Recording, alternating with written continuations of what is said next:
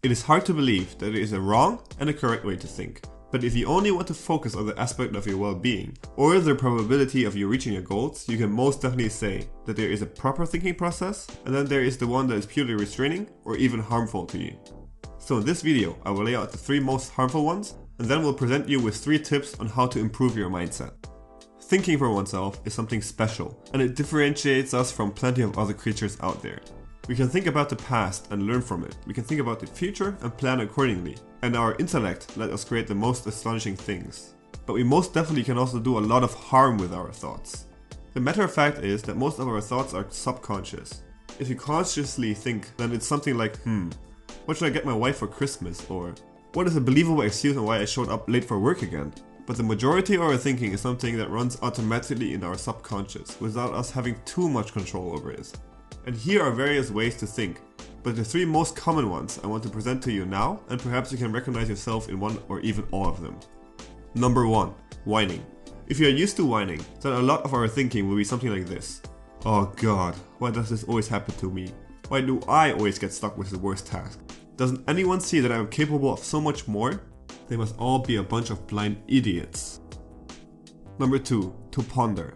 Many have made it a habit to continuously revisit the past and think about how or what should have been different. This can go something like this. Ugh, why was I late again? Now I'll never get that job. How can I always be so stupid?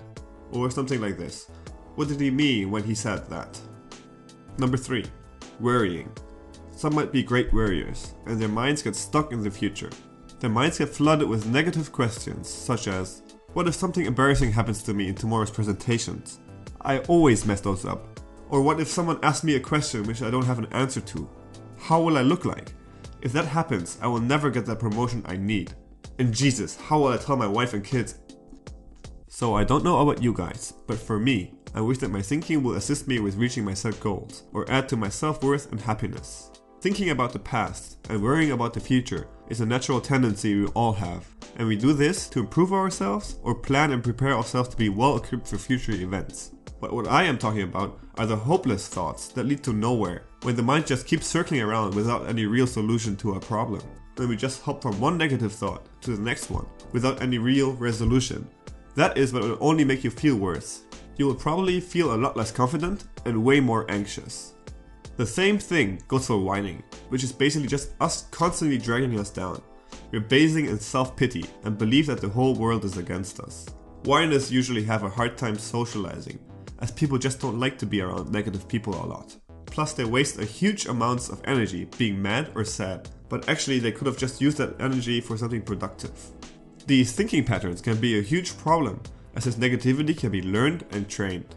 This negative thinking pattern will then be imprinted onto your brain, and in return will influence your character as a whole.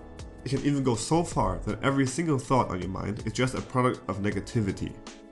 So, to improve our well-being and to reach our goals, we need to swap this way of thinking for a more solution-oriented style, which is an approach that solely focuses on an answer to a problem, instead of fixating on the problem itself.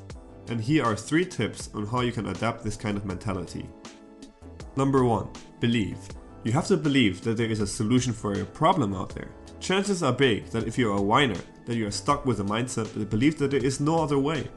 But once you have changed your approach, you automatically will look for a way to solve a problem, because you know that there is a solution for it out there. Number 2. Look for a solution. Seems pretty obvious, I know, but it is in no way a given. This is because we are experts in finding excuses. We will always find a reason why something is not possible. Typical answers for this kind of behavior are, yeah, but, or, that is because. Try not to waste all your energy by focusing on why something does not work for you, but concentrate on searching what you need or what has to be there so you can do it. 3. Always ask the right type of questions. Negative self-talk most often goes hand in hand with why questions. Why did this happen to me? Why am I so unpopular? Or if you are more of the worrier, then the what if questions come up. What if I fail tomorrow? What if she thinks I'm weird if I text her now? Whenever you catch yourself with these thoughts, stop them right away and replace them with how questions. How do I make sure that this will not happen again? How can I meet more people? Just by asking how lets you focus on the solution and how you can get there.